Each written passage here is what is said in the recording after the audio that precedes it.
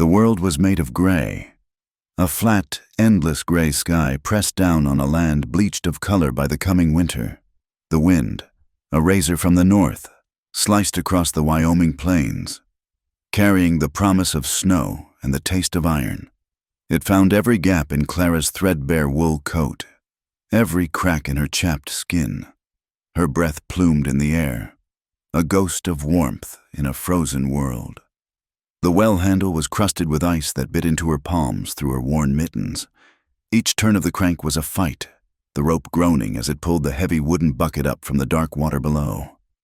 Her hands, already raw from lye soap and endless scrubbing, were a mess of cracked skin and half-frozen blood.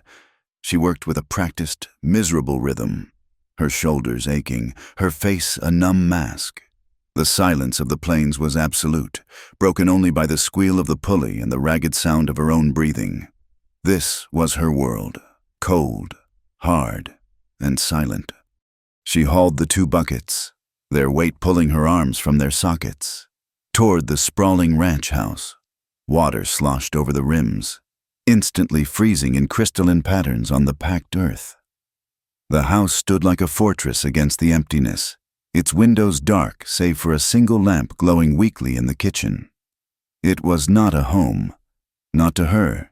It was a place of service, of quiet endurance. As she shouldered the kitchen door open, a blast of heat and the smell of bacon fat washed over her. It did not feel like comfort. It felt like another world, one she was permitted to clean but never to inhabit. "There you are." A sharp voice cut through the air. "Mrs." Albright stood by the great iron stove, her arms crossed over her apron, her face pinched into a permanent state of disapproval. She was a woman hardened by the land. But unlike the land, she held no beauty in her harshness. "A snail could fetch water faster. The master is waiting for his coffee." "Do you think it brews itself?" Clara said nothing. There was nothing to say that would not make it worse. She set the heavy buckets down by the wash basin, her movements careful and deliberate, her eyes fixed on the floorboards. Silence was her only shield. She had learned long ago that words were weapons, and she was unarmed. "Look at me when I speak to you, girl." "Mrs." Albright snapped. Clara slowly raised her head, her gaze meeting the older woman's for a brief, empty moment before falling away again. The humiliation was a familiar heat that crept up her neck, but her face remained impassive. She had built a wall inside herself, brick by silent brick, and behind it, she was safe, or so she told herself. "Your hands are bleeding on the floor," the woman noted with disgust. "Clean it up, and then get that coffee started. The day is wasting, even if you are not." Clara nodded once, a small, barely perceptible movement, and turned to her tasks. The sting of the insult was nothing new. It was simply part of the cold, like the wind and the ice, from the shadows of the stable doorway. Eli Carter watched her cross the yard. He had seen the whole exchange, the struggle at the well, the slow, pained walk, the way her shoulders slumped as she entered the house. He saw it every morning. He was leaning against a post, a tin cup of coffee warming his hands, his face as still and unreadable as the landscape. Eli was not a man given to noticing such things, or so the other hands believed. He was quiet, efficient, and kept to himself. He did a man's work and then some, asking for nothing but his pay and his privacy. But he saw the girl. He saw the way she moved as if carrying a weight far heavier than 2 buckets of water. He recognized the set of her jaw, the careful blankness in her eyes. It was the look of someone who had learned to absorb pain without flinching, to swallow bitterness until it became a part of them. It was a look he knew from his own shaving mirror. He was a man built of hard lines and sharp angles, his face weathered by sun and wind, his eyes a pale, distant blue. There was a stillness about him that the other men mistook for simplicity, but it was the stillness of a deep, cold river. Beneath the surface, currents of memory and regret pulled and churned without ceasing. Later that day, mending a bridle in the biting cold of the barn, one of the newer hands, a young man named Silas, spoke up. "That girl, Clara," he said, his voice slick with suggestion. "She's a pretty little thing to be scrubbing floors. Ain't she? Jed, a grizzled man with tobacco-stained teeth, grunted in agreement. Too pretty. A girl that looks like that, born with nothing. She only has one thing to sell. Surprised the missus keeps her around. Maybe the master has his reasons. Silas snickered, and Jed let out a coarse laugh. Eli's hands did not stop their work. He continued to thread the leather lace with methodical precision, his head bent over the task. But a change had come over him. The air around him grew heavy, charged with a silent warning. I'd wager she's warmer than that stove in the winter, Silas went on, emboldened by Jed's laughter. Wouldn't mind finding out. A little tumble in the hayloft would do her good. Loosen her up a bit. Eli looked up. He did not say a word. He simply raised his eyes and fixed them on Silas. His gaze was flat, cold, and utterly devoid of emotion. It was a look that stripped away all pretense, a look that promised nothing but consequence. The barn, which had echoed with crude laughter a moment before, fell silent. The only sound was the restless shifting of the horses in their stalls. Silas's smirk faltered. He shifted his weight. Suddenly uncomfortable. He looked to Jed for support, but the older man was suddenly fascinated by a scuff on his boot. The silence stretched on, thick and suffocating. Finally, Silas cleared his throat and muttered something about checking the fences, practically fleeing the barn. Jed followed a moment later, leaving Eli alone in the cold silence. Clara, who had come to the barn for fresh straw for the kitchen cat's box, had heard it all from behind a stack of hay bales. She had frozen, her heart pounding a frantic rhythm against her ribs, expecting the familiar, ugly turn of events. But then came the silence, a silence wielded by Eli Carter like a weapon. When she peeked around the hay, she saw him standing alone, his head bent back over his work as if nothing had happened. She felt a strange, unfamiliar flutter in her chest. It was not just gratitude, it was fear. The other men were dogs who barked and snapped, predictable in their coarseness. Eli was different. His silence was more potent, more dangerous than all their ugly words combined. She gathered her straw and slipped away, her heart still racing, unsure if she had been protected or merely marked by a different kind of predator. That night, sleep offered her no escape. A sound from the main house, a low murmur of angry voices, had pulled her from a restless doze. Her room was little more than a closet off the kitchen, and the walls were thin. She could hear Mr. and Mrs. Albright in the parlor. The bank in Cheyenne will not extend another line of credit. Mr. Albright's voice was a low, defeated rumble. The price of beef is too low. This drought last summer nearly wiped us out. So we are ruined? His wife's voice was sharp, brittle. After all these years of breaking our backs on this godforsaken land, you are telling me we are ruined? I am telling you it is close, he corrected, his voice weary. I cannot make payroll this month. The men will have to wait. They will not wait. Thomas, they will leave. And then who will run this place? You and I. There was a bitter laugh. We are getting old. What choice do I have? I cannot make money from dust. Clara pressed her ear against the wall, her own anxieties rising with their words. If the ranch was close to ruin, what would become of her? She had nowhere else to go. This place, with all its cruelty and hardship, was the only home she had ever known. The thought of being cast out, of being truly alone in the vast, indifferent wilderness, was a terror colder than any Wyoming winter.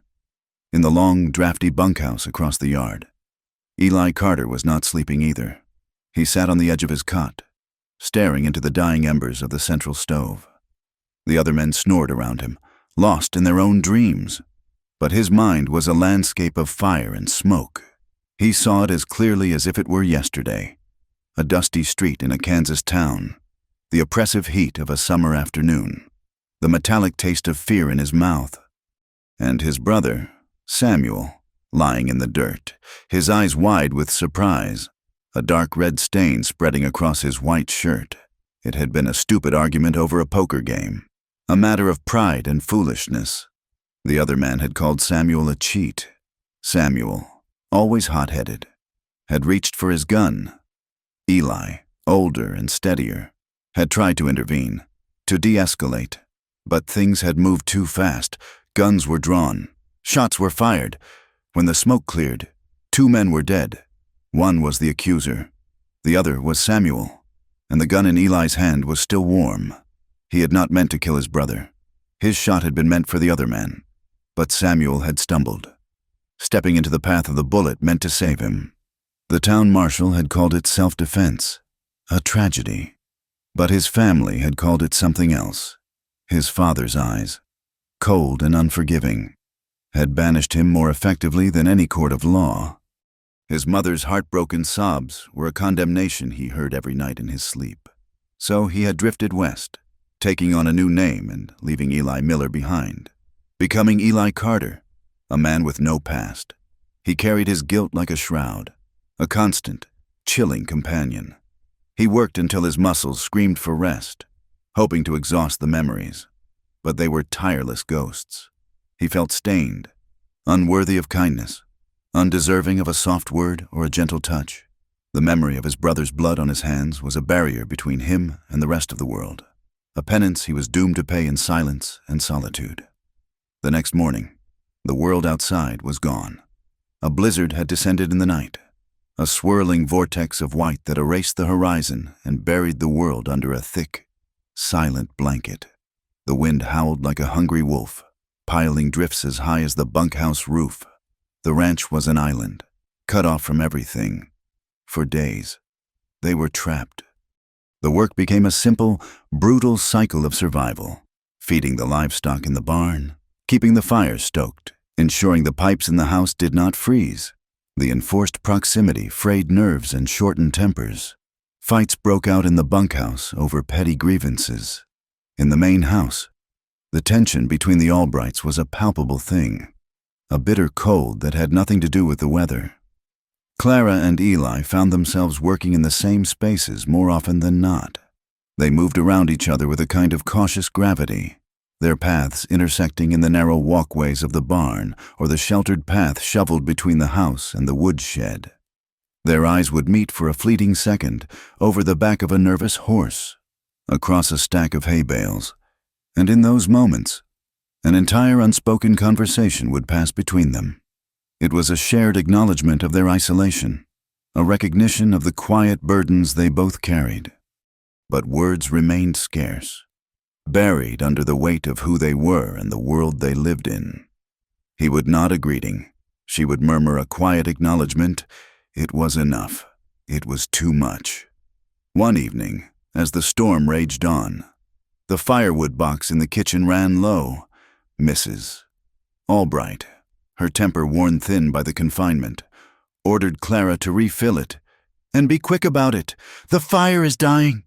Clara pulled on her coat and wrapped a thin shawl over her head, bracing herself for the cold.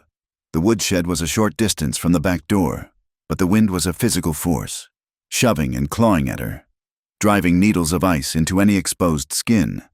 The snow was up to her knees, each step a draining effort. The woodpile was behind the barn, partially sheltered from the worst of the wind, but the air was still fragrous. Her fingers, already numb, fumbled with the heavy, split logs.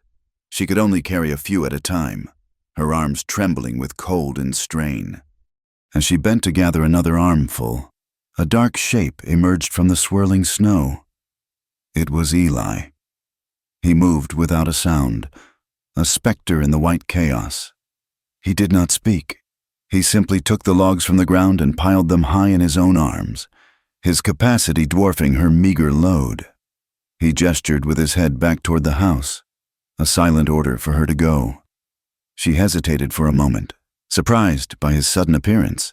Then she nodded and turned, clutching her small bundle of wood to her chest. As she passed him, his arm brushed against hers. Through the layers of wool and the biting cold, a jolt of warmth shot through her. It was not just the heat of his body. It was something else, something human and alive. It was the first real warmth she had felt in months, perhaps years. It startled her so much she nearly dropped her logs. Their eyes met again in the swirling snow, and this time, the look held longer. There was a question in his eyes, a flicker of something she could not name. He followed her to the kitchen door and deposited the massive load of firewood into the box without a word. Then, as silently as he had appeared, he turned and walked back into the storm. Clara stood there for a long moment, the melting snow from her shawl dripping onto the floorboards, her heart hammering against her ribs. She stared at the full wood box, then at the door that had closed behind him. The house was no warmer than it had been before, but a strange, unfamiliar heat was spreading through her chest. In the bitter quiet of the snowbound ranch, something had shifted. A fragile connection had been forged in the cold, a silent understanding that passed between two lonely souls. It was unspoken, it was dangerous, and in the vast, frozen emptiness of their lives, it was impossible to ignore. Spring did not arrive in a rush of birdsong and blossoms. It came slowly, grudgingly, fighting winter for every inch of ground. The great drifts of snow that had buried the world sagged and wept, shrinking into dirty, pock-marked mounds. The plains transformed into a vast, sucking sea of mud that clung to boots and wagon wheels with greedy determination. The sky remained a pale, washed-out gray, but now and then the sun would break through, its warmth a weak but hopeful promise. Life stirred on the ranch. Calves were born, their spindly legs wobbling in the muck.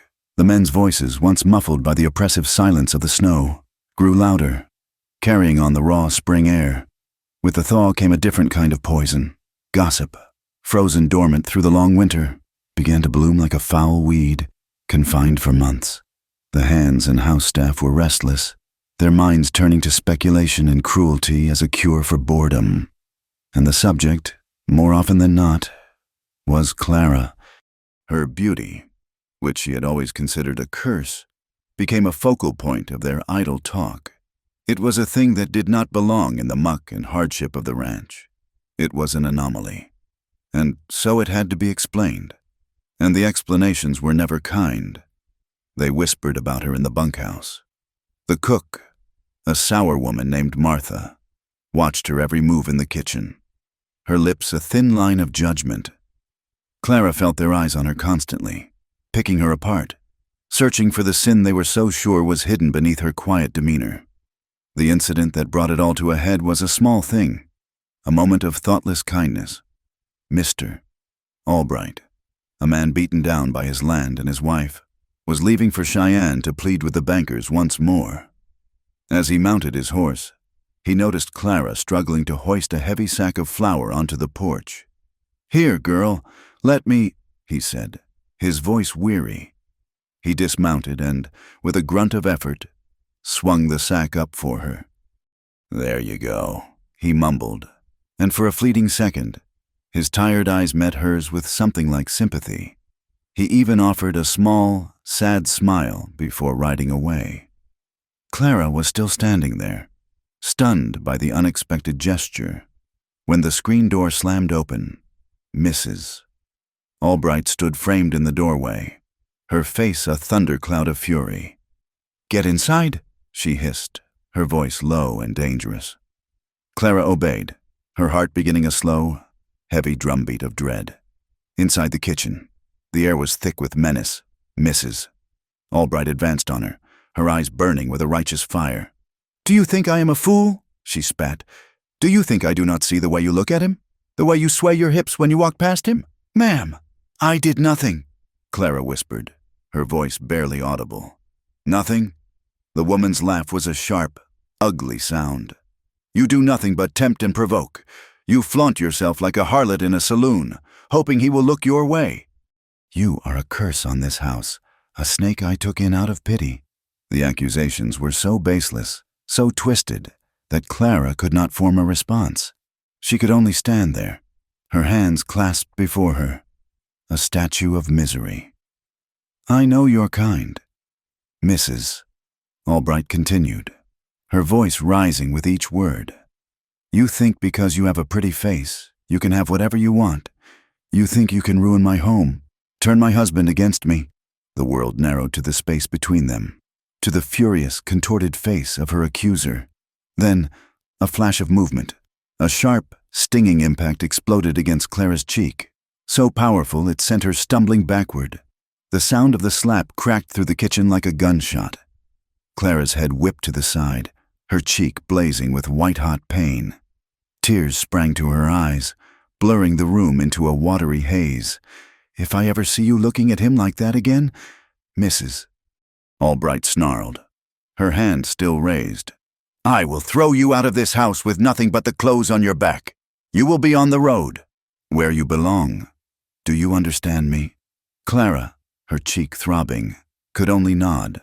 The pain was nothing compared to the humiliation, a raw, gaping wound in her soul. She stood there, trembling, until the woman turned her back in disgust. From across the muddy yard, Eli had seen it all. He had been reshoeing a horse in the wide-open doorway of the smithy, and his position gave him a clear view of the porch. He saw Mr. Albright help with the flour. He saw the fury on Mrs. Albright's face as she dragged Clara inside. He could not hear the words, but he did not need to. The rigid set of Clara's shoulders, the woman's aggressive posture, and the final, brutal crack of the slap that carried even across that distance. It was a story he understood completely.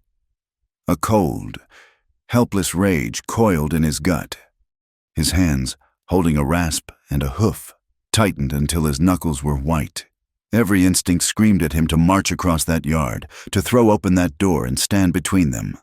But what would that accomplish? He was a hired hand. He had no rights, no standing. Interfering would only confirm the woman's suspicions, making things 10 times worse for Clara. It would give Mrs.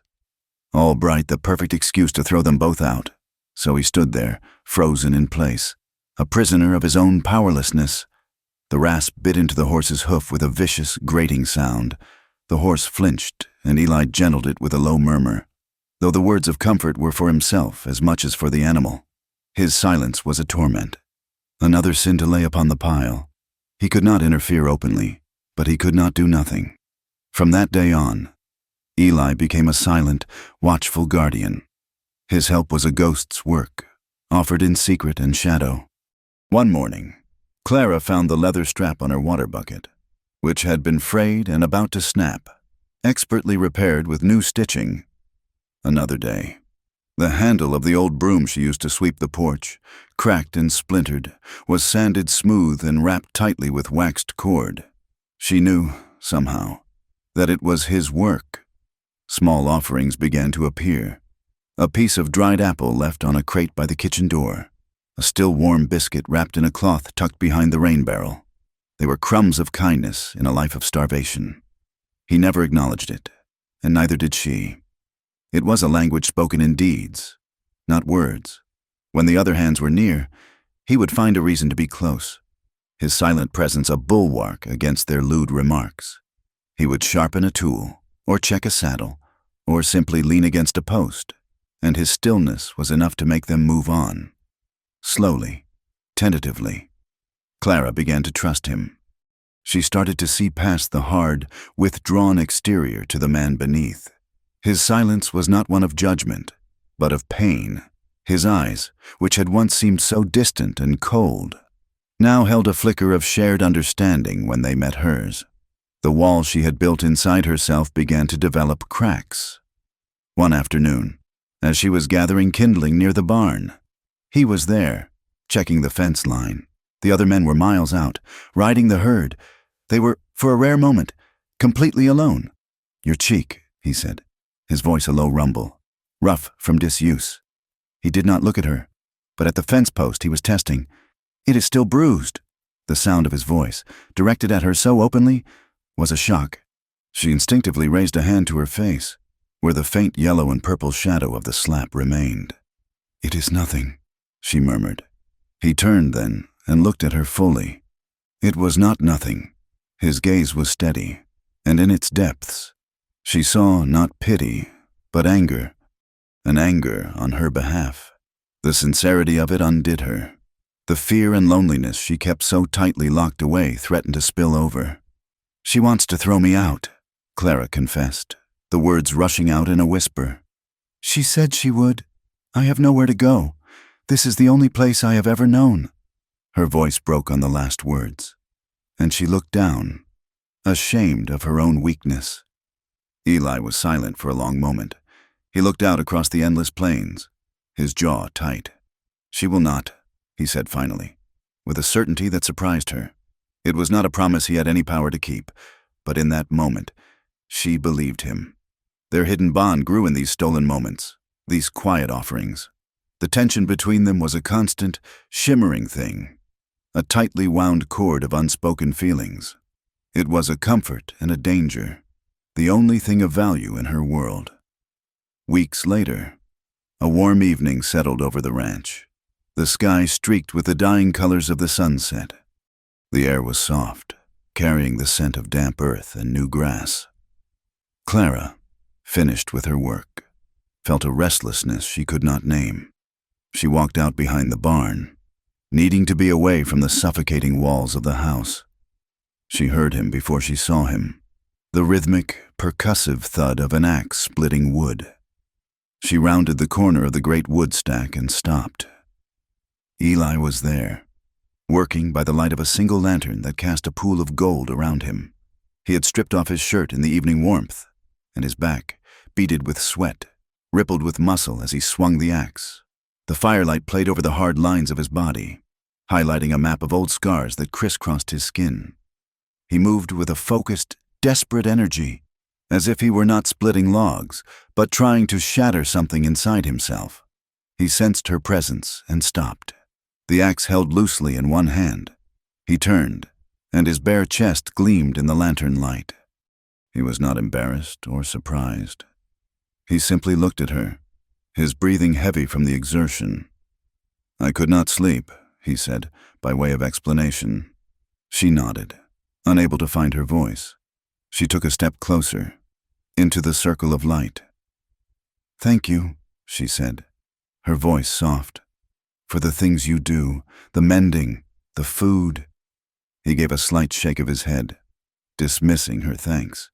"It is nothing." "It is not nothing," she insisted, echoing his own words back to him. "It is everything." They stood in silence, the air thick with unspoken things. The crickets began their nightly song, a lonely chorus in the vast darkness. "Why are you here, Eli?" she asked quietly. "A man like you could work anywhere. You're the best hand they have. Why stay in a place like this?" He looked away, toward the darkness beyond the lantern's glow. He leaned the axe against the chopping block and wiped the sweat from his brow with the back of his arm. His voice, when he spoke, was raw with a pain that seemed ancient. "Some things you cannot ride away from," he said. "Some sins. They follow you. They get into your bones. There is no washing them away." He looked down at his own hands, turning them over in the firelight as if he could see the stains that only he knew were there. "I do not believe in redemption. Clara, I believe a man makes his choices, and then he lives with them until they bury him." The bleakness in his voice was a mirror to the desolation in her own heart. She understood what it was to feel permanently stained, to be defined by a single, damning fact. "Sin is all I have ever known," she answered, her voice trembling slightly. The confession felt like tearing open a wound. "My mother was a servant girl, like me. She died when I was born. I do not even know who my father was. I was born from shame. Mrs. Albright reminds me of it every day. She says I will die with it too." He looked at her then, and, for the first time, she saw the carefully constructed walls of his composure crumble. In his eyes was a deep, aching sorrow, not for himself, but for her. He took a half-step toward her, his hand lifting slightly as if to comfort her, before he let it fall back to his side.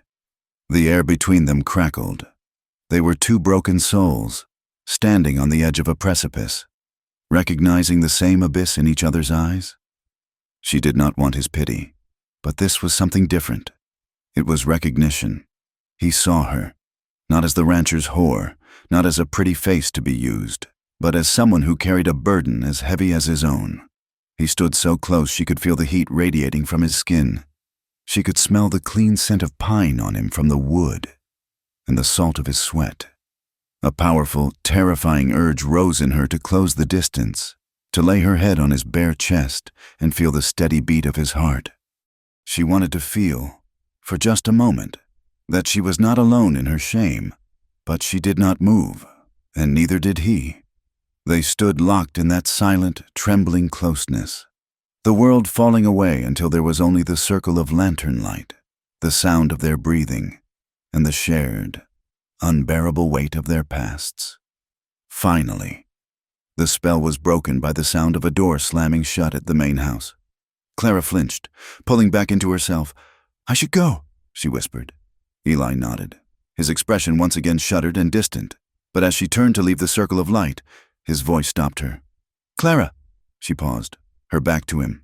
"Be careful," he said. She walked back to the house, her body trembling, her heart a wild, frantic bird in her chest. That moment had changed everything.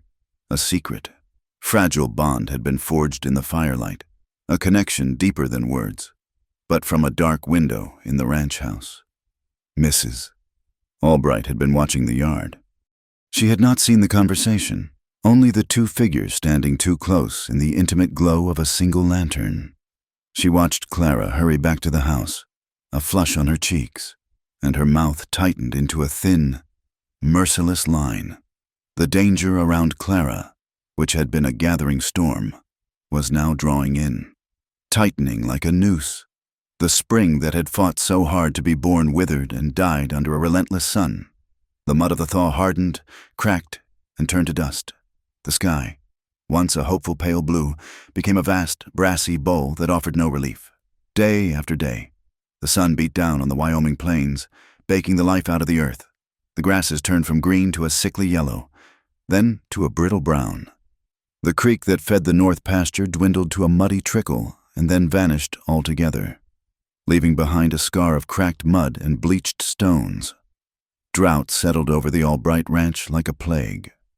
The cattle grew thin, their ribs showing like washboards beneath their hides. Their lowing became a constant, mournful complaint against the empty sky. Dust was everywhere. It coated every surface, gritted between the teeth, and turned the evening stew into a gritty paste. Tempers, already frayed by a long winter, grew as brittle as the parched grass. The whispers about delayed pay turned into angry murmurs, then into open grumbling. Men who had worked for Mr. Albright for years began to look at him with sullen, resentful eyes. Small arguments in the bunkhouse escalated into shoving matches. The whole ranch was a tinderbox of anxiety and exhaustion. Waiting for a spark, Eli stayed. He felt a grim, weary loyalty to Mr. Albright, a man he saw as weak and trapped, not cruel. He understood the language of failure, the quiet shame of a man watching his world crumble around him. To leave now felt like a betrayal, another mark against his already burdened soul. So he worked twice as hard, his face a mask of grim determination, riding out to find new patches of grazing, digging at the dry creek bed in a futile search for water, his silence a stark contrast to the rising clamor of discontent. Clara stayed because she had no choice. The world beyond the ranch's fence line was a terrifying void. Here, at least, there was a roof over her head and a plate of food, however meager, but the atmosphere was suffocating. Every dropped plate, every delayed meal, brought a fresh torrent of abuse from Mrs. Albright, who seemed to blame Clara for the drought, the debt, and the despair that had settled over her home. Clara moved through her days like a ghost, her head down, trying to make herself invisible. But the weight of all the ranch's misery seemed to settle on her shoulders. She was the easiest target, the one person whose pain had no consequences for anyone else. Into this crucible of dust and despair rode a man on a black horse. He was a traveling preacher, a man named Reverend Gideon Blackwood. He was tall and gaunt, with eyes that burned with a feverish intensity and a voice that could carry across the plains without the help of the wind. He brought the promise of salvation, and the town, starved for any kind of hope, gathered to hear him speak. They assembled in the dusty clearing in front of the general store, the men in their sweat-stained shirts, the women in their faded calico dresses. Mr. and Mrs. Albright were there, sitting on a bench brought from their porch, a public display of piety that did little to hide the strain between them. Clara was there, too, ordered to attend by the missus, standing at the back of the crowd, feeling small and out of place. Reverend Blackwood stood on the back of a wagon, the Bible held aloft in one bony hand. His voice, when it came, was not a shout, but a low, resonant boom that seemed to rise from the very earth. "I look upon you and I see a thirsty land," he began, his burning eyes sweeping over the crowd. "I see the dust of your fields, the weakness of your cattle, the worry in your hearts. And I ask you, why has the Lord turned his face from you? Why have the heavens become brass and the earth iron?" A nervous silence fell over the gathered people. "Because sin has taken root here," he thundered, his voice cracking like a whip. "You toil and you sweat, but you do not purify your hearts. You pray for rain, but you do not wash the filth from your souls. You have allowed wickedness to fester in your midst, and the Lord God is a jealous God. He will not bless a land that harbors the sinner." His sermon was a storm of fire and brimstone. He spoke of damnation, of the eternal fires that awaited the unrepentant. He painted vivid, terrifying pictures of the torments of hell. Then his voice dropped, becoming intimate, conspiratorial, and far more frightening. He began to speak of the sins of the flesh. "There is a particular kind of poison," he hissed, leaning forward. "A serpent that slips into the heart of a community. It is the sin of impurity. The sin of the temptress, the woman of loose morals whose vanity and lust can bring a good man to ruin, a good family to shame, a good town to dust." Clara felt a cold dread wash over her. It felt as if he were speaking directly to her, his words peeling back her skin, exposing the shame she carried inside for all to see. She could feel the sideways glances of the people around her. She saw the blacksmith's wife whisper something to her neighbor. She saw Silas, the young ranch hand, smirk in her direction, and she saw Mrs. Albright, her face a mask of smug, righteous agreement, nodding at the preacher's words. "Look around you," the preacher commanded. "Is there not one among you who walks in the shadow of shame? A woman whose eyes promise what her lips dare not say? A vessel of sin who invites damnation into your homes. Cast her out. Cast out the impurity, lest the wrath of God fall upon you all. Purge the wickedness from your camp, for the wages of sin is death." Each word was a stone thrown at her. She felt dirty, exposed, her very existence an affront to God and man. The sun beat down on her head, and the faces around her swam in a dizzying haze of judgment. She was the serpent. She was the impurity. She was the sin that had brought the drought. The logic was insane, but in the heat and the fear and the crushing weight of her own self-loathing, it felt like the absolute truth.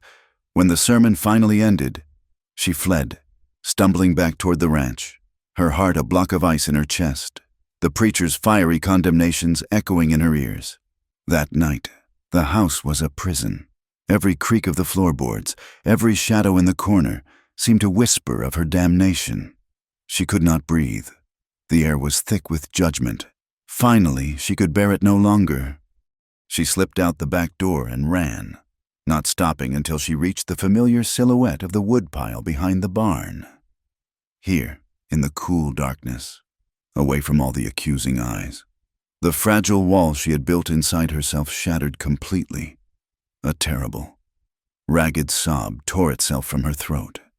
She sank to the ground, her back against the rough wood, and wept. She wept for her mother, whom she had never known. She wept for the shame of her birth. She wept for every cruel word, every hateful glance, every moment of humiliation she had ever endured.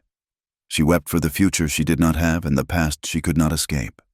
The tears were a hot, cleansing flood, a release of a lifetime of sorrow. She was trembling uncontrollably, her body racked with a grief so profound she thought it might tear her apart. Eli found her there. He had been unable to settle, the preacher's words having stirred his own dormant guilt. He had seen the look on Clara's face during the sermon, had seen her flee. An unease had settled in his heart, a protective instinct he could no longer ignore. He had walked the perimeter of the ranch, and a small, choked sound had drawn him toward the woodpile. He saw her huddled on the ground, a small, broken shape in the moonlight. Her shoulders were shaking with the force of her sobs. For a moment, He froze. He was a man of action, not of comfort. He knew how to mend a fence, break a horse, and face down a threat, but he did not know how to soothe a weeping woman. His hands, calloused and scarred, felt clumsy and useless. He took a hesitant step forward. "Clara?" His voice was a soft rasp. She gasped, startled, and tried to stifle her sobs, scrubbing at her wet face with the back of her hands. "Go away," she choked out. "Please, just leave me be." He did not leave. He moved closer and knelt in the dirt in front of her, his large frame blocking out the rest of the world. He did not speak, did not touch her. He simply knelt there, a silent, steady presence in her storm of grief. His stillness was her undoing. In his silence, she felt not judgment, but a deep, shared sorrow. It was too much to bear alone. The story of the preacher, of her life, of her shame, came pouring out of her in a broken, desperate torrent. He was talking about me. She wept. "Everyone was looking at me. They all think it, that I am filth, that I was born wrong. Mrs. Albright says it every day. I bring sin wherever I go. Maybe it is true. Maybe I am the reason the rain will not fall. Maybe I am a curse." "No," Eli said, his voice firm, cutting through her despair. "That is not true." "It is," she cried, looking up at him, her eyes wild with pain. "I feel it. I am dirty. I am damned. There is no place for me. Not in this world, not in the next. I just want it to stop. I want to feel something else. Anything else." Her pain, her raw despair, reached across the space between them and tore at something deep inside him. His own guilt, his own loneliness, his own desperate longing for connection surged to the surface. He saw his own damnation reflected in her eyes. Without thinking, he reached out, his rough hand cupping her jaw, his thumb gently wiping a tear from her cheek. The touch was electric. It was everything they had held back for months. All the stolen glances, the unspoken words, the silent acts of kindness, and the simmering tension erupted in that single point of contact. She leaned into his touch, her weeping subsiding into a ragged tremor. He looked down at her tear-stained face and parted lips, and the last of his control broke. He pulled her toward him, and his mouth found hers. It was not a gentle kiss. It was a collision, a desperate, hungry claiming. It was full of pain and guilt and a longing so profound it bordered on violence. She clung to him, her fingers digging into the hard muscle of his arms, kissing him back with a ferocity that matched his own. This was not a solution. It was an obliteration. They were two drowning people, pulling each other under in a desperate attempt to breathe. He pressed her back against the firewood stack, his body pinning hers, the rough wood digging into her back. The world dissolved into a chaos of sensation. The heat of his skin, the scratch of his stubble against her cheek, the taste of salt and sorrow on his lips. In the back of her mind, the preacher's words echoed. Impurity, damnation, sin. And in a moment of terrible, tragic clarity, she embraced it. If she was already damned, what did one more sin matter? She broke the kiss, her breath coming in ragged gasps, her eyes locked on his. She needed this. She needed to be wanted, even if it was just for her body. She needed to feel a physical reality so powerful it would burn away the preacher's words. "Use me, Cowboy," she whispered, the words a raw, broken plea. "I like it like that." It was the most honest and the most heartbreaking thing she had ever said. It was not a declaration of shamelessness, but an act of profound surrender, a desperate attempt to find meaning in her own objectification, to reclaim the sin everyone had already assigned to her. She wanted him to take her, to be rough, to make her feel something so real and so powerful that it would leave no room for thought, for shame, for the gnawing emptiness inside her. He froze, the words striking him like a physical blow. He saw not a temptress, but a soul in such agony that it would welcome pain as a release. A wave of immense guilt and an even more immense tenderness washed over him. But he was lost, too. Her despair called to his, and in that moment, they tumbled over the edge together. Their encounter under the cold Wyoming moon was a storm of grief and need, a frantic, tragic release of all the pain they had stored inside them. It was more an act of shared desperation than of shared desire. A fleeting, frantic attempt to feel alive in a world that was slowly killing them both. Afterward, silence descended, heavier and more suffocating than before. Reality came crashing back in, cold and unforgiving. Eli rolled off her, the shame hitting him like a physical illness. He looked at her, huddled against the wood, her dress in disarray, a single tear tracing a path through the dust on her cheek. He had not saved her. He had broken her further. He had taken her pain and used it to soothe his own, and in doing so, had confirmed his own damnation. He felt like a monster. The ghost of his brother, Samuel, seemed to stand beside him in the darkness, his eyes full of silent accusation.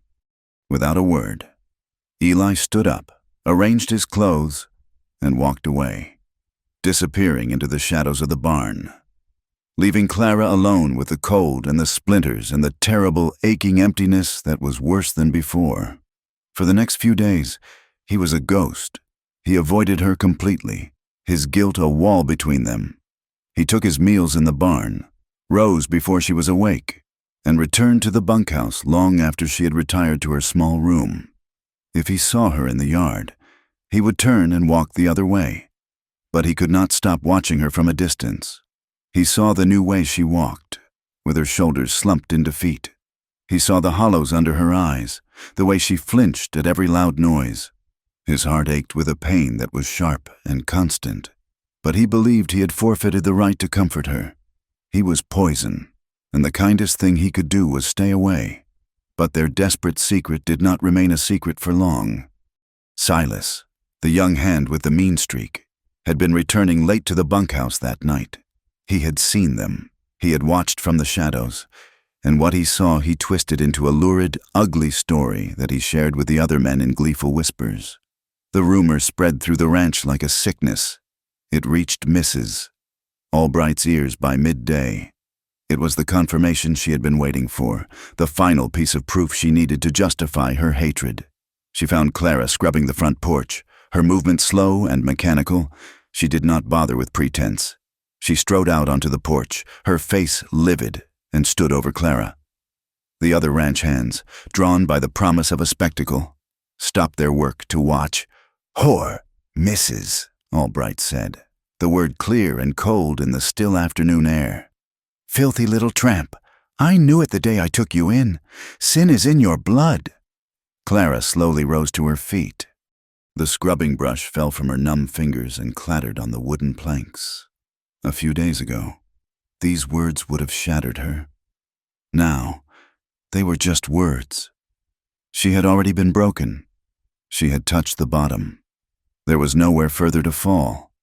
She raised her head and, for the first time in her life, she met Mrs. Albright's hateful gaze without flinching. She did not beg. She did not cry. She did not speak. Her silence was a new and unfamiliar armor. "You think I do not know what you have been doing?" the woman shrieked, enraged by Clara's lack of fear. "Spreading your legs for that quiet one. Eli Carter, behind my own barn? You are a disgrace to this house, an animal." Eli was walking from the stable when he heard the shouting. He saw the scene. Clara standing straight and still. Mrs. Albright spitting venom. The men gathered around, watching like vultures. The sight broke through his self-imposed prison of guilt. He had done this. His weakness, his failure to protect her, had brought her to this public pillory. He started walking toward them, his steps deliberate, his eyes fixed on Mrs. Albright. The crowd parted for him. He walked until he was standing between Clara and the older woman. "That is enough," he said. His voice was quiet, but it carried an authority that cut through the tension. It was the voice of a man who had nothing left to lose. "Mrs." Albright was stunned into silence for a second, shocked by his intervention. "You dare?" she finally sputtered. "You defend this creature?" "I said," Eli repeated, his voice dropping even lower, becoming a dangerous growl. "That is enough. Leave her be." His public defense was an explosion. It broke his reputation. It confirmed the rumors, and it shattered the fragile order of the ranch. Silas, emboldened by the situation, stepped forward. So it is true. Carter, you have been bedding the master's trash. Eli turned his cold, flat gaze on him. This is not your concern. It is when a whore and her lover make trouble for the rest of us, Silas spat, and he shoved Eli hard in the chest. Violence erupted. Eli did not hesitate. He moved with a speed and brutality that shocked everyone. He struck Silas once, a hard, precise blow to the jaw that sent the younger man sprawling in the dust. Another hand tried to grab Eli's arm, and Eli threw him off with an almost contemptuous strength. "Stop this, mister!" Albright yelled, running from the house, his face pale and panicked. "Stop it right now, in my yard!" The men fell back. Eli stood in the center of the clearing, his fists clenched, his chest heaving, his eyes blazing with a cold fire. He was no longer the quiet, withdrawn hand. He was a dangerous man. A man pushed past his limit. "Mister!" Albright looked from Eli's defiant face to his wife's furious one, to Clara's silent, pale form. He was a weak man, and he made the weak man's choice. He chose the path of least resistance. "Carter, you are fired," he said, his voice trembling but firm. "Get your things and be off my land by sundown." Eli just stared at him, his expression unreadable. Then he gave a single, sharp nod. "Mrs." Albright turned her triumphant, venomous gaze on Clara. "And you," she said, her voice dripping with satisfaction. "You will be gone by morning. If I see your face on this ranch when the sun comes up, I will have the men drag you off." She turned and marched back into the house, her husband trailing weakly behind her. The show was over. The hands dispersed, muttering among themselves. Eli and Clara were left standing alone in the dusty yard, a few feet apart but separated by a chasm of ruin. Their one night of desperate, tragic connection had cost them everything. They were both outcasts now, condemned and facing an unforgiving world, with nothing but the dust and the setting sun before them. The sun rose on a world scrubbed clean of mercy. It was a pale, indifferent light that offered no warmth, only the sharp reality of Clara's situation. She stood by the wagon trail, a faint double rut that disappeared into the vast, empty horizon. In her hands, she clutched a small bundle tied with twine. It contained her only possessions, a spare dress, worn thin at the elbows, a small wooden comb with 2 teeth missing, and a tarnished locket that had belonged to her mother, empty of any picture. The entire sum of her life could be held in 2 hands. She had left the ranch house before dawn, slipping out like a thief. No one had said goodbye. She had not expected them to. She was a stain being scrubbed away, a piece of trash being swept out the door. The silence she left behind was no different from the silence she had lived in. But out here, with the endless plains stretching in every direction, the silence was different. It was bigger. It was a living thing, a predator that threatened to swallow her whole. She had nowhere to go, no one to turn to. For the first time, the terrifying freedom of being completely and utterly alone settled upon her. She did not know how long she stood there, a solitary, motionless figure against the immense landscape. An hour. 2. The sun climbed higher, beginning to burn through the morning chill. She was just about to take her first, aimless step into the wilderness when she heard it, the steady, rhythmic sound of a horse's hooves on the hard-packed earth. She tensed, her heart leaping into her throat. She expected it to be one of the ranch hands, perhaps Silas, sent to make sure she was truly gone, to hurl one last insult after her. But as the rider crested a small rise, she saw it was Eli. He rode a sturdy bay horse, not one of the ranch's flashy geldings, but a tough, reliable animal. A bedroll and a small sack were tied behind his saddle. He looked as grim and weathered as the land itself. He reined in the horse a few feet from her, the animal snorting softly in the cool air. He did not dismount. His eyes, pale and shadowed, took in her small bundle, her worn-out shoes, the desolate set of her shoulders. They looked at each other for a long moment. The space between them was filled with the memory of the woodpile, of shame and violence and ruin. Clara looked down at the ground, unable to meet his gaze. "I'm heading north," he said finally. His voice was flat, devoid of emotion. A statement of fact. He paused, then added, "There might be work on the railroad gangs, or in the mining towns." He looked out at the horizon, then back at her. "You can ride with me, if you want." The offer hung in the air between them, fragile and dangerous. She looked up at him, searching his face for pity, or desire, or any of the things men had always looked at her with. She found none of it. His expression was unreadable, but his eyes held a deep, quiet weariness that mirrored her own. Fear was a cold knot in her stomach. Fear of him, of what had passed between them, of the dark, desperate thing they had unleashed. But as she looked at the empty trail stretching into nothingness, she felt a greater fear. The fear of being alone was a certainty. The fear of being with him was only a possibility. What life would they have? Two outcasts with nothing but the clothes on their backs and the shame they carried.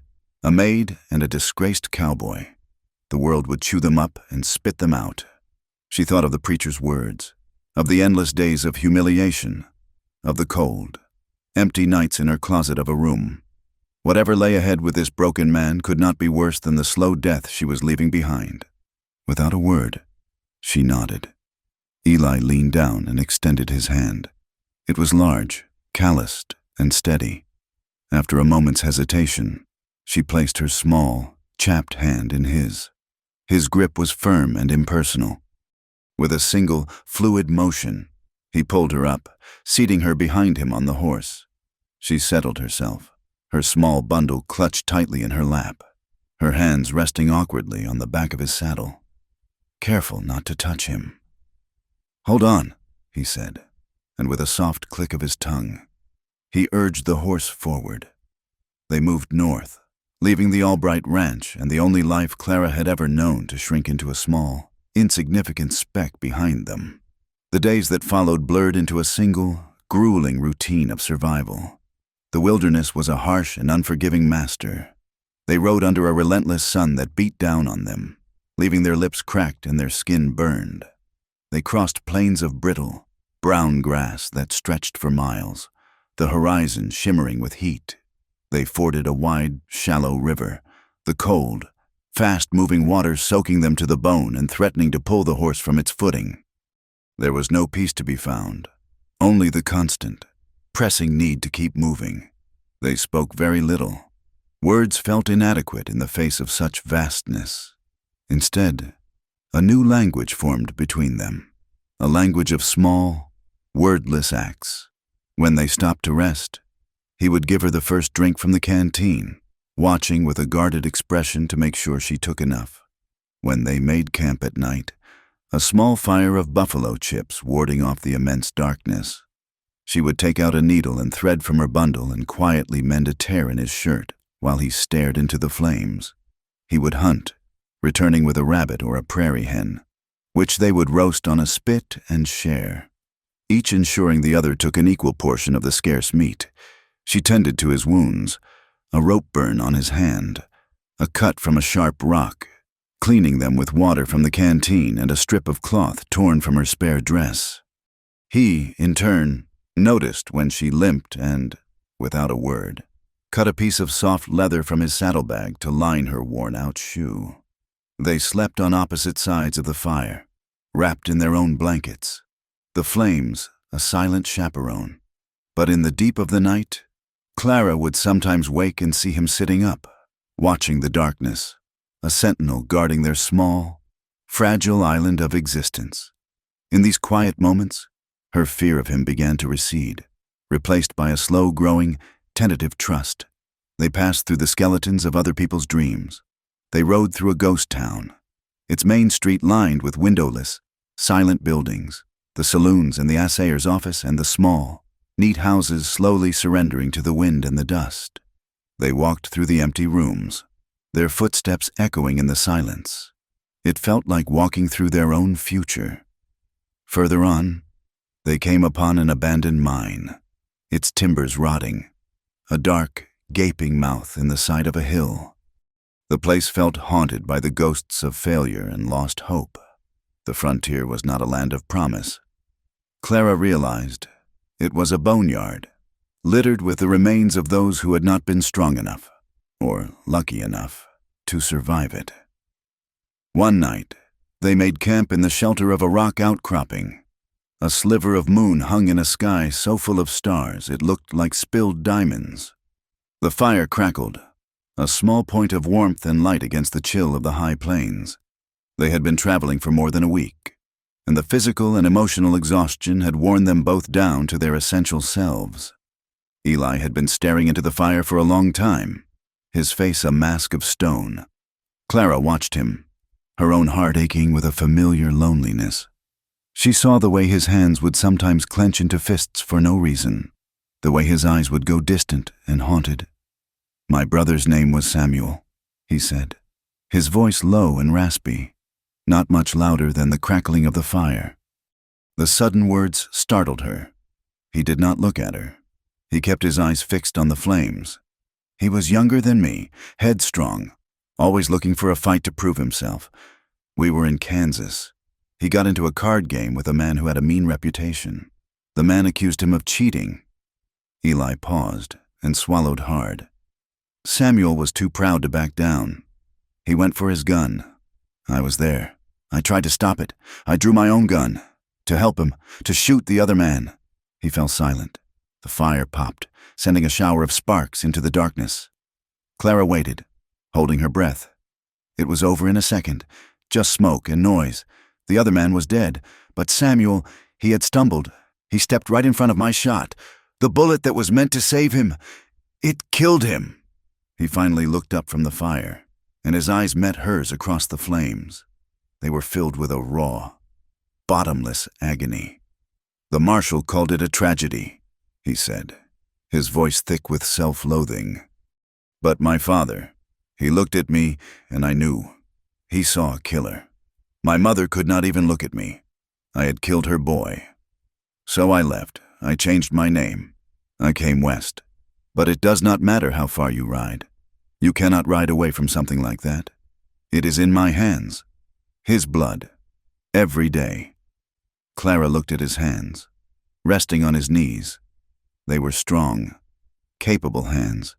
Hands that had mended her bucket strap, that had pulled her onto his horse, that had offered her water and food. They were not the hands of a killer. They were the hands of a man carrying a burden too heavy to bear. In his confession, she found the space for her own. The shame that he carried made hers feel less monstrous, less unique. "My mother was a maid at the house of a rich man in St. Louis," she said softly, her own gaze dropping to the fire. "She was not married. I do not know who my father was. She died right after I was born, the man's wife. She felt guilty, I suppose, so she sent me west to her sister, to Mrs. Albright. She sent money for my keep, at first, but it stopped after a few years. I was just another mouth to feed then, a charity case, a constant reminder of where I came from. Mrs. Albright never let me forget it, that I was born of sin, that no one ever wanted me." She looked up and met his gaze. For the first time in her life, she had told another person the whole truth of her origin, and she saw no disgust in his eyes, only a profound, sorrowful understanding. They were two sides of the same coin, one damned by an act he had committed, the other by an act committed against her. They found the cabin 2 days later, when their food was nearly gone and the horse was starting to limp. It was a small, solid-looking structure nestled in a grove of cottonwood trees, a thin curl of smoke rising from its stone chimney. It looked like a haven, an impossible dream in the middle of the wilderness. An old woman with a face as wrinkled as a dried apple and kind. Clear blue eyes answered their cautious call. Her name was Agnes, and her husband had died of a fever 2 years prior. She lived alone, tending her small garden and her chickens, her nearest neighbor a day's ride away. She listened to their story, a carefully edited version that they were a married couple looking for work, and simply nodded. "The world is a hard place," she said, her voice gentle, "and it is harder alone." She offered them shelter in her small, clean barn and food from her table in exchange for work. Eli could mend her fences and chop a winter's worth of wood. Clara could help with the garden, the cooking, and the mending. The days at the widow's cabin were a quiet, healing balm. They fell into a rhythm of simple, honest work. Eli's axe rang out from the woodshed from sunup to sundown. Clara's hands, for the first time, dug in the soil to grow things, not to scrub away filth. They ate their meals with Agnes at her small wooden table, and the old woman's simple, unquestioning acceptance was a gift more precious than gold. At night, after Agnes had gone to bed, they would sit before the hearth in the main cabin, the warmth of the fire seeping into their bones. The tension between them had softened, replaced by a quiet, comfortable companionship. One evening, as they sat in their usual silence, watching the flames dance, Clara spoke. "When I was at the ranch," she said, her voice barely a whisper, "every time someone looked at me, the men, Mrs. Albright, I felt like I was something dirty, something wrong, just a body to be used or a sin to be punished. I believed it. I thought that was all I was." She turned her head and looked at Eli. His face was half in shadow, the firelight catching the sharp line of his jaw. "But when you look at me," she continued, her voice trembling with the force of the admission, "I do not feel that way. For the first time in my life, I feel seen. Not as sin, not as a mistake, just as a woman." The simple, profound truth of her words struck Eli with the force of a physical blow.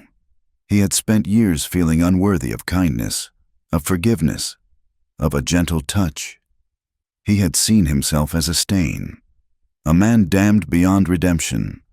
But this woman, who had every reason to hate him, to fear him, was telling him that in his eyes, she had found her own humanity. It was a grace he felt he had done nothing to earn. He could not speak. Words were useless. He reached across the small space separating them and took her hand. It was small and rough with work, but it felt impossibly fragile in his. He raised it to his lips and pressed a gentle, reverent kiss to her knuckles. It was not a kiss of passion, but of awe, of contrition, of a love he did not yet know how to name. He did not know if he deserved her forgiveness, or if he could ever be the man she deserved. But in that moment, he knew he would die trying. Their peace lasted 3 more days. It was late afternoon, and the sun was casting long shadows across the yard. Eli was sharpening his axe on a whetstone. The rhythmic scrape, scrape, scrape, a peaceful, domestic sound. Clara was carrying a basket of vegetables from the garden. Agnes was inside, humming a quiet tune. It was an image of perfect, fragile tranquility. And then it was shattered. The sound of hoofbeats, fast and hard, broke the stillness. 4 riders came thundering into the clearing, reining their horses to a sharp, dust-choking halt. Clara's heart seized. She recognized the brand on the horses. She recognized the cruel, triumphant face of the man in the lead. It was Silas, and behind him were 3 other hands from the Albright ranch. "Well, look what we have here," Silas sneered, his eyes raking over Clara before settling on Eli, who had slowly risen to his feet, the axe held loosely in his hand. "Playing house. Carter, it is a long way from home, ain't it?" "What do you want, Silas?" Eli's voice was low and steady, but Clara could see the muscles in his jaw bunching. "Justice," Silas said, spitting a brown stream of tobacco juice near Eli's feet. "Mister," Albright was mighty upset when he found out you had not only defiled his house, but you had stolen one of his best horses to make your getaway. "This horse is mine," Eli said, his voice dangerously quiet. "Bought and paid for. That is not how the master remembers it." Silas grinned, a cold, predatory light in his eyes. "He remembers giving you your walking papers, and you remember to steal his property on your way out. He sent us to bring you back. You will have a nice chat with the sheriff in Cheyenne. They hang horse thieves in this territory." Agnes had come to the cabin door, her face pale with alarm. "Now see here," she began, her voice quavering. "This man has done nothing but honest work since he arrived." Silas ignored her. He and the other men dismounted, spreading out to surround Eli. "You can come easy, Carter, or you can come hard. It makes no difference to us." Eli looked at Silas. Then he looked at Clara, who was standing frozen by the garden, the basket of vegetables fallen from her hands. He saw the terror in her eyes. He knew he could fight. He could probably take Silas and maybe one of the others, but there were 4 of them. He would lose, and if he fought, they would hurt him, maybe kill him, and God only knew what they would do to Clara and the old woman. Slowly, deliberately, he bent down and set the axe on the ground. It was an act of surrender, an act of protection. "Do not touch them," he said.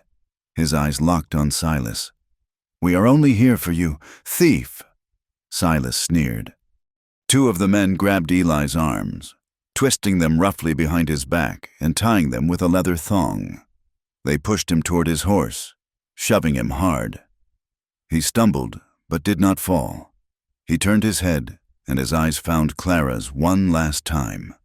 His face was a mask of stone, but his eyes held a universe of despair, of apology, of a love he had only just begun to understand. Then they threw him onto his horse, tied his feet beneath its belly, and led him away. Clara could only stand and watch, paralyzed, as he disappeared into the trees. The sound of the hoofbeats faded, and the dust settled. The silence that returned was absolute, a terrible, crushing weight. She was alone again. The fragile peace, the fledgling hope, the feeling of being seen. It had all been a dream. She was standing in the ruins of it, with nothing but the taste of ashes in her mouth. The world fell silent after they took him. The dust settled. The echo of the hoofbeats died, and Clara was left standing in a stillness so profound it felt like the end of everything. Agnes, the old widow, came and put a trembling arm around her shoulders, leading her back into the small, warm cabin that had been a haven and was now just a room. The kind woman gave her food, but Clara could not eat. She gave her a bed, but she could not sleep. The image of Eli's face, that last look of anguished apology, was burned into her mind. She stayed 2 more days, a ghost haunting the edges of the old woman's quiet life, but she could not remain. The cabin was a cage of memory, and the wilderness, once a thing to be feared, was now the only place she could go. Agnes packed her a small sack with dried meat, a piece of bread, and a full canteen. She pressed a few coins into Clara's hand, all she had to spare. "The Lord walks with the lost," the old woman whispered, her kind eyes full of tears. Clara had no faith in any god, but she took the coins, her heart a numb, heavy stone in her chest. She began to walk.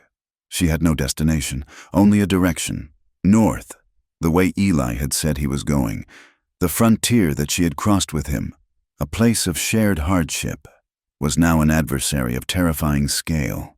She was a speck of dust in an ocean of dust. The sun was a hammer. The wind was a thief that stole the moisture from her skin and the warmth from her bones. She learned the taste of true hunger, a dull, constant ache in the pit of her stomach. She learned the animal cunning of survival, eating wild berries she vaguely recognized and drinking from streams that tasted of mud and iron. Days bled into weeks.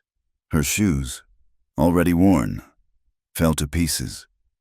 She tore strips from the hem of her spare dress and wrapped them around her feet, but the sharp rocks and thorns still tore at her skin. She grew thin and gaunt, her face burned by the sun, her hair a tangled, dusty mess. The woman she had been at the Albright Ranch was gone, stripped away by the raw, abrasive power of the wilderness. In her place was something harder, something more elemental. She was no longer just surviving. She was searching. Every distant rider, every curl of smoke on the horizon, was a flicker of desperate hope that was just as quickly extinguished. Eventually, she stumbled into a place that was less a town and more a wound on the face of the earth. It was a mining camp called Purgatory Gulch. A single muddy street was lined with tents, crude shacks, and a few false-fronted buildings housing saloons and a general store. The air was thick with the clamor of iron on rock, the braying of mules, and the shouts of rough, bearded men. It was a place of desperation, where men clawed at the mountains for a glimmer of gold and found mostly dirt and disappointment. It was a place where a lone woman was either a prize or prey. Clara found work. It was the only work available to a woman with no name and no protection. She became a laundress. Her days were spent in a lean-to behind one of the saloons, a place of steam and sweat and the caustic smell of lye. She stood over great wooden tubs of scalding water. Her hands plunged in until they were red and raw, scrubbing the filth from the miners' clothes. It was brutal, back-breaking labor that paid just enough for a plate of beans, a piece of stale bread, and the right to sleep on a pile of rags in the corner of the lean-to.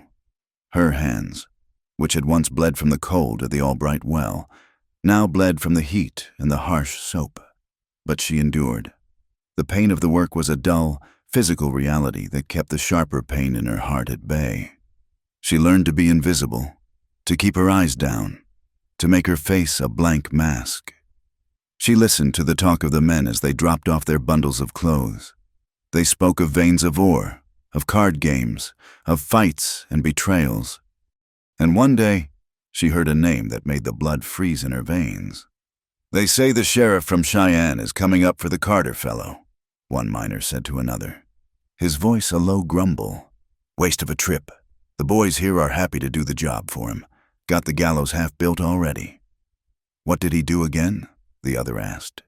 "Killed one of the hands from the Albright ranch down south. Fella named Silas. Seems Carter stole a horse, and this Silas and his boys went after him.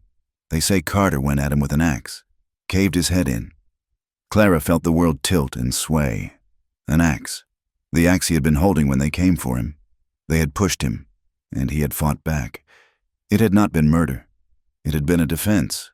But the story, like a weed, had grown into something monstrous. "They got him in the jail over at Fort Laramie," the first miner continued. "Gonna hang him on Saturday. Make an example of him." Saturday. It was Thursday.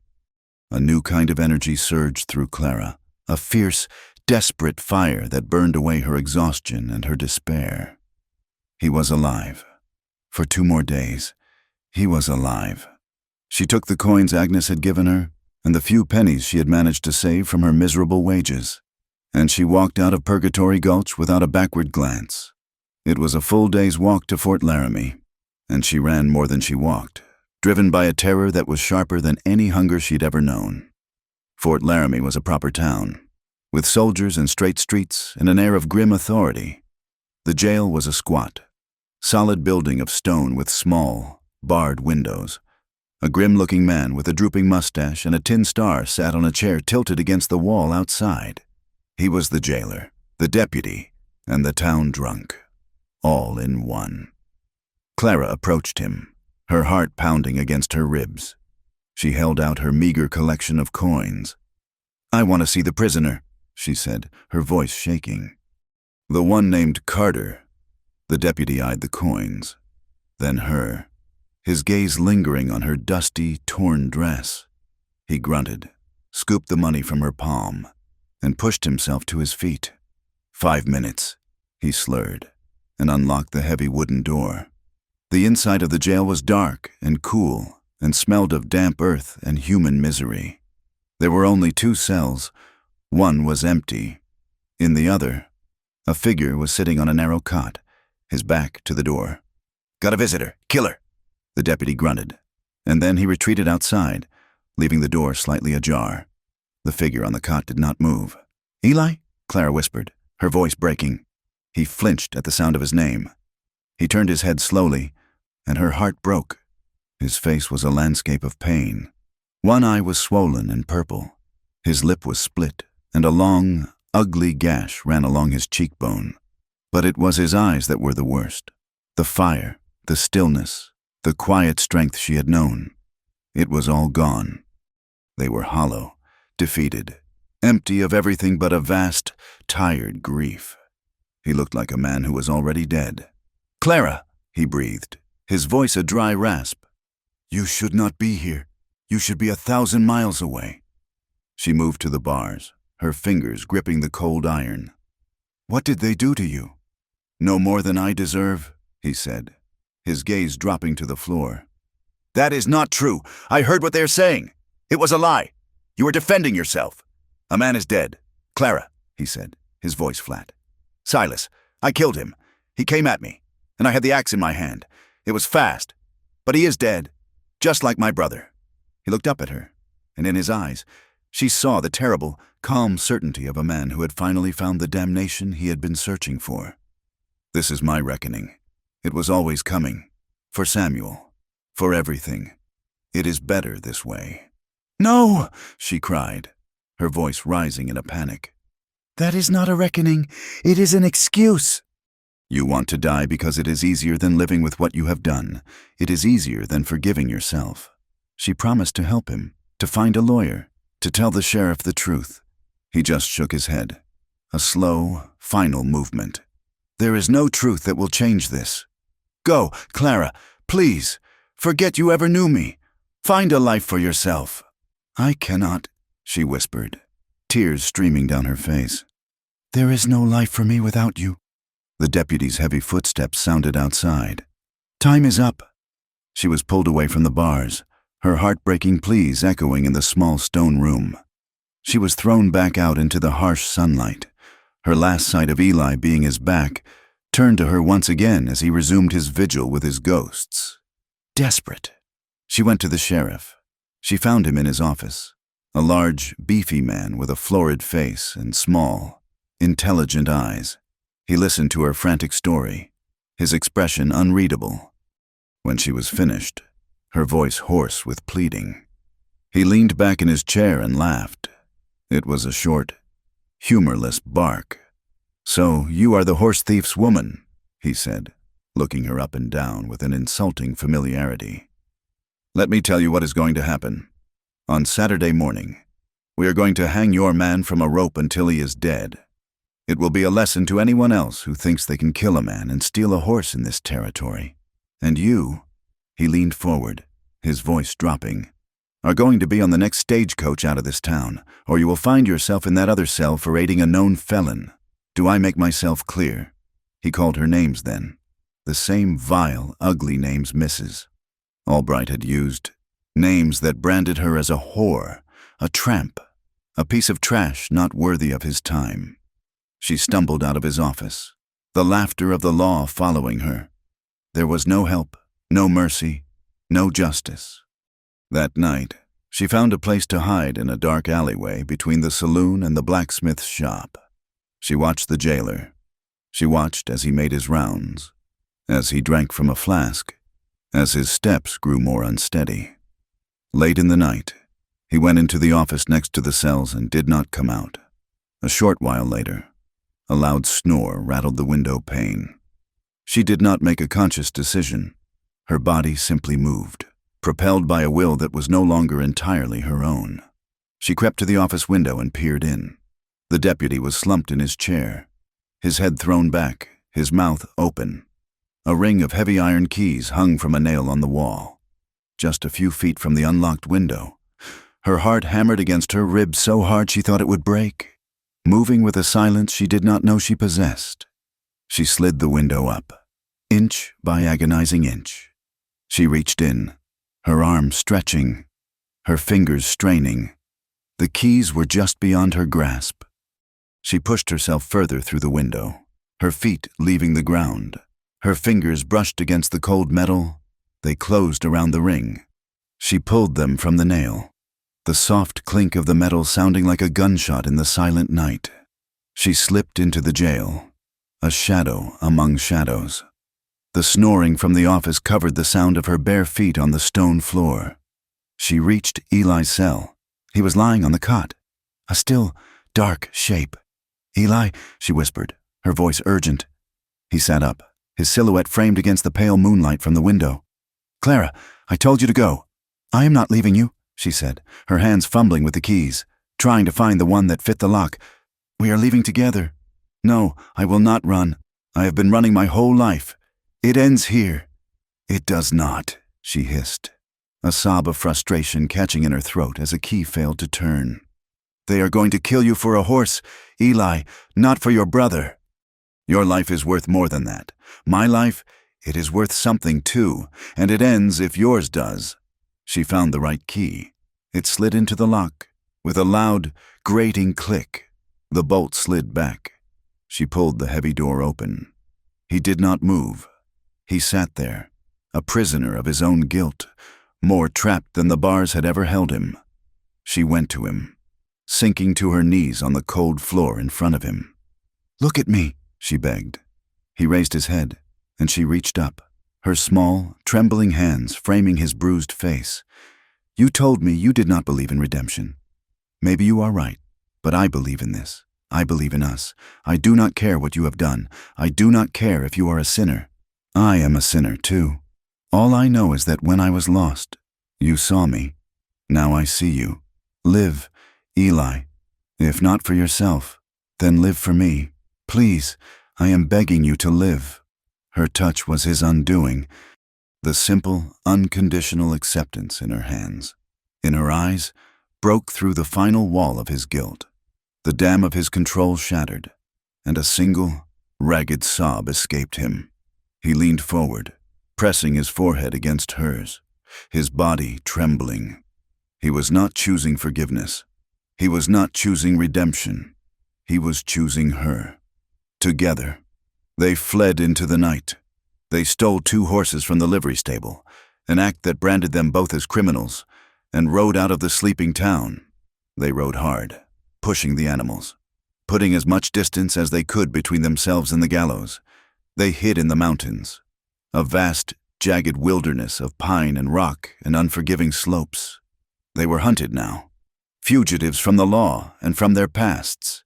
They were starving, their bellies aching with a constant, gnawing emptiness. The world was their enemy, but they were together. The hardship burned away the last vestiges of their old selves. The guilt and shame that had defined them for so long became luxuries they could no longer afford. All that mattered was survival. Their love, born in desperation and tragedy, became something fierce and primal. It was in the way he would stand guard while she slept, the way she would find edible roots to supplement their meager food, the way they would huddle together for warmth. His arms a protective shield around her. They no longer spoke of the past. Their eyes were fixed on the horizon, on the next ridge to be climbed, the next day to be survived. They were no longer a broken cowboy and a shamed maid. They were equals, partners in a desperate fight for life. One evening, as they took shelter in a shallow cave, the air grew still and heavy with a familiar, biting cold. A single perfect white flake drifted down from the gray sky and melted on Clara's hand. Then another and another. Snow began to fall, soft and silent, blanketing the mountains in a shroud of white. It was the same snow that had trapped them at the ranch, that had been the backdrop to their first fragile connection. But then, they had been 2 separate, lonely souls, isolated on opposite sides of a social and emotional chasm. Now, as the snow fell, they clung to each other, a single, unified being against the cold. His arms were tight around her, her head tucked under his chin. They were trapped, yes, but they were trapped together. And in that shared, desperate embrace, they were finally, truly, free. The winter that began with a few soft flakes in the mountains became a monstrous, living thing. It was a season of brutal, absolute power. The wind howled through the high passes like a legion of ghosts, and the snow fell without ceasing, burying the world in a deep, silent white. It was a clean world, but a merciless one. A world that erased trails, silenced sounds, and froze the very breath in a man's lungs. By some small miracle, they found the cabin. It was tucked deep in a wooded ravine, almost completely buried in snow, its existence given away only by the dark line of its roof against a snow-laden pine. It was an old trapper's cabin, long abandoned, but the walls were solid logs chinked with hardened mud, and the stone fireplace, once cleared of a bird's nest, drew well. It was a fortress against the storm, a tiny pocket of survival in a world bent on their extinction. Here, in this isolated sanctuary, they endured. The brutal, primal rhythm of their flight softened into a routine of quiet desperation. Eli, using a rusty trap he had found in the corner of the cabin, would venture out into the blinding white to check his lines, sometimes returning with a skinny rabbit or a ptarmigan, its white feathers almost invisible against the snow. Clara would make the cabin a home, using her mending skills to patch the holes in their worn clothes, making a thin, hot soup from the meager game, and keeping the fire, their new god, constantly fed with wood Eli chopped from a fallen tree. In the long, dark hours of the evenings, trapped by the storm, they existed only for each other. The last of their shame had been scoured away by hardship. There was no room for guilt when your belly ached with hunger. There was no room for the past when the present demanded every ounce of your strength and will. They would huddle together under their single, threadbare blanket, his body a furnace against the biting cold, her breath a warm cloud against his chest. In the profound silence of the snowbound world, they found a closeness deeper than any words, a love forged not in sweetness, but in the shared, fierce determination to see the next sunrise. He would tell her stories of the stars he had learned as a boy, and she would trace the lines of the scars on his back, learning the map of his pain as if it were her own. But winter was a patient predator. The game in the ravine grew scarce, then disappeared altogether. The small sack of flour they had taken from the livery stable ran out. Soon, they were down to a handful of dried beans and the last of the salted rabbit meat. Hunger, once a dull ache, became a sharp, debilitating pain. It weakened their bodies and clouded their minds. Clara felt it most acutely. She grew gaunt, the skin stretched tight over her cheekbones, her eyes large and dark in her pale face. A persistent, hacking cough racked her small frame, and a feverish weakness settled deep in her bones. She would try to rise in the morning and be overcome with dizziness, sinking back onto their makeshift bed of pine boughs, her breath shallow. Eli watched her fade, and a terror colder than any blizzard gripped his heart. He saw the specter of death in the room with them, a patient, waiting shadow. He had run from death his whole life, had dealt it with his own hands, had felt its cold breath on his neck. But to see it coming for her, to watch it slowly steal the light from her eyes, was a torment beyond anything he had ever known. He knew what he had to do. There was a town, a small trading post called Redemption, a day's ride east. He had seen it on an old map he had found in the cabin. It was a risk, a terrible, desperate gamble. His face would be on a poster in every settlement in the territory. To show himself was to invite the gallows, but to stay was to watch Clara die. It was no choice at all. One morning, he knelt beside her. Her eyes were closed, her breathing a faint, shallow whisper. He pressed a kiss to her cool forehead. "I will be back," he whispered, his voice thick. "I will bring back food. You just have to hold on." Her eyes fluttered open. She saw the grim determination on his face, saw the pistol tucked into his belt, and she understood. "No," she breathed, her voice a thread of sound. "Eli, do not. They will catch you." "They can only kill me," he said, his voice raw. "This will kill you for certain." He wrapped her tightly in the blanket and stoked the fire until it was roaring. "Keep the fire high. I will be back before it dies down." He rode out into the blinding white, a lone, dark figure moving through a world that had been wiped clean of all landmarks.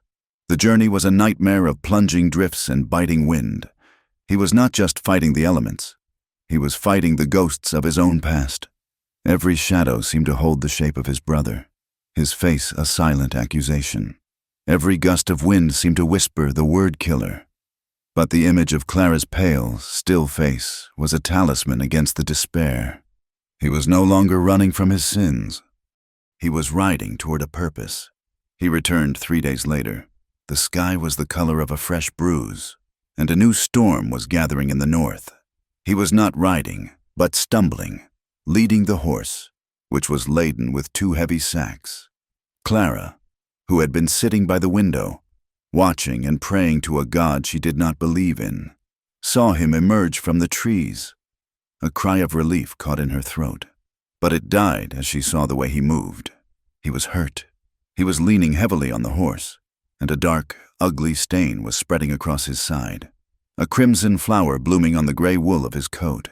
He made it as far as the small, snow-dusted stack of firewood he had chopped by the cabin door before his legs gave out. He collapsed, the sacks of food falling into the snow around him, his body a broken heap against the wood.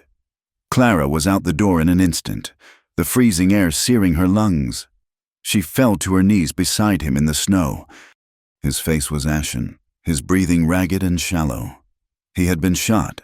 She saw the memory then, a fleeting ghost image of another night, another woodpile, a night of shame and desperation that had started all of this.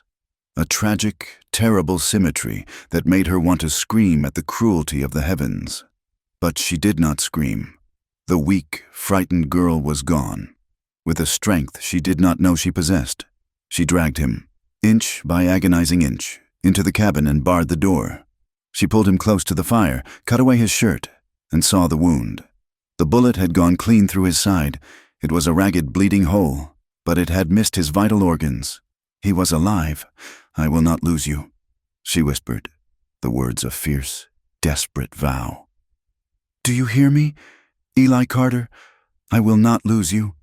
She worked through the night, a feverish, focused energy coursing through her. She boiled water and cleaned the wound with a strip of her own dress. She packed it with moss, as she had seen Agnes the widow do for a cut on a horse, to stanch the bleeding. She covered it with a clean bandage. She forced sips of hot broth, made from a piece of salted beef he had brought back, between his lips. He was delirious, muttering his brother's name, his body burning with fever. She held his hand, her touch cool and constant, and she talked to him, her voice a low, steady murmur in the quiet cabin. She told him of a future she wove from sheer will, a life in a place where no one knew their names, a small cabin with a garden, a life of peace. She was not just tending his wound. She was fighting for his soul, pulling it back from the brink with the sheer force of her love. Toward dawn, his fever broke, his eyes opened, and they were clear. He looked at her, truly seeing her, and a faint, weak smile touched his lips. "Clara," he breathed. Relief so profound it was painful washed over her. She laid her head on his chest, her body trembling with exhaustion, and listened to the steady, precious rhythm of his heart. They had 1 hour of peace. It was the sound that woke her, a sound that did not belong in their silent, white world. It was the jingle of a harness, the creak of saddle leather, the soft thud of many hooves on deep snow. She went to the window and peered through a crack in the wooden shutter. Her blood ran cold. They were circling the cabin. A dozen riders, their forms dark and ominous against the snow. A posse. He had been seen in redemption. The gunfight had been his desperate escape, but they had followed his tracks. They were trapped. Eli had heard it too. He struggled to sit up, his face pale and beaded with sweat. "They found us," he rasped. "Lie still," she commanded, her voice steady. "You will tear your wound." "You have to run, Clara," he said, his voice urgent. He pushed the pistol toward her. "Take the back way. Get into the deep woods." "They will not follow you in this storm. They only want me." She looked at the pistol. Then she looked at him, lying wounded and helpless by the fire. She thought of all the times she had run, all the times she had hidden, all the times she had been afraid. She had been running her whole life, from her past, from her shame, from the world. She shook her head. She picked up the pistol and walked to the door, checking that the heavy bar was secure. "No," she said, her voice clear and calm. "There is no life for me out there without you. I am done running." She turned and looked at him, and for the first time, her face was completely free of fear. A strange, peaceful certainty had settled over her. "I am not afraid anymore. Eli!" A voice boomed from outside. It was the sheriff from Fort Laramie. "Eli Carter, we know you are in there. You are surrounded. Come out with your hands empty. The woman can go free. We only want the murderer." Eli tried to push himself up again. "Clara, for God's sake, listen to me." She ignored him, her eyes fixed on the door. She would not watch them take him. She would not be left alone again. Whatever came, they would face it together. This small cabin was their entire world, and she would not surrender it. The standoff began. The wind rose, whipping the snow into a frenzy. The world outside the window was a swirling white chaos. For an hour, there was only the howling of the wind and the tense, waiting silence. Then, a new sound, a crackling, a smell, smoke. A flicker of orange light appeared at the edge of the window. They had set the cabin on fire.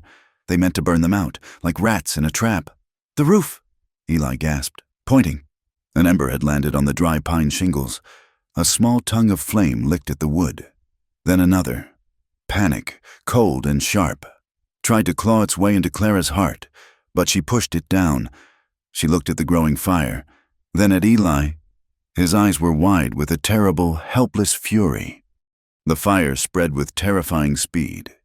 The dry old wood of the cabin was perfect tinder. Smoke began to pour through the gaps in the roof, thick and acrid, making them cough and choke. The heat intensified, the roar of the flames growing louder than the storm outside. The world was turning to fire and smoke. Eli pushed himself to his feet, swaying, his hand pressed to his bleeding side.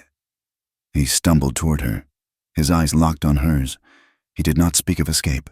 He did not speak of surrender. He knew, as she did, that there was nowhere left to go. He reached her and pulled her into his arms. He held her tight, his face buried in her hair. "I am sorry," he choked out. "I am so sorry I brought you to this."